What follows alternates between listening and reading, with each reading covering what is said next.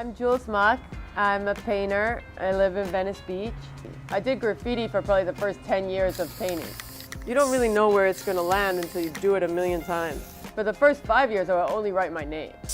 It takes like so much time to develop, and people would be like, oh, can you write my name? And I would be like, I only know how to write M, U, C, and K, and that's all I know. But I started painting in Greece, and then in New York, and England. And then when I came back to America, I started getting arrested a lot. But I was really good about fighting cases. I never copped anything. And I would just keep going to court until like everybody stopped going.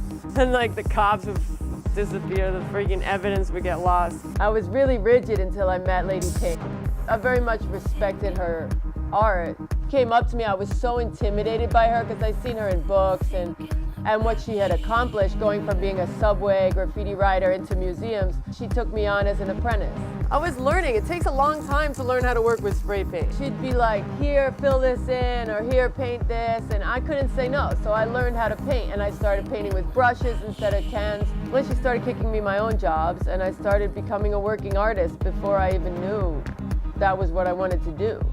When I was a teenager, I felt always left out and alone, and the only way I felt good about stuff was to go put my name on things. And it also introduced me to this whole subculture where I could be popular before I even met you. So I would run into these groups of kids and they'd be like, oh Muck, oh, like they knew me. And I felt at home and I felt accepted. And I really just like to communicate with other people. So I paint and it sparks like these conversations between me and the rest of the world, the rest of my community, and that's what I love about it.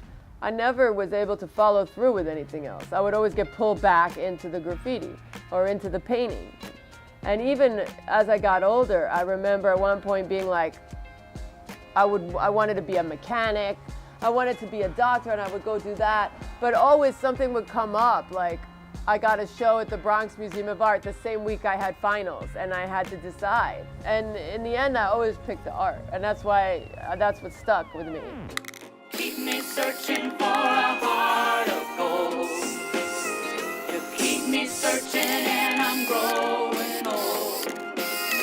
Keep me searching for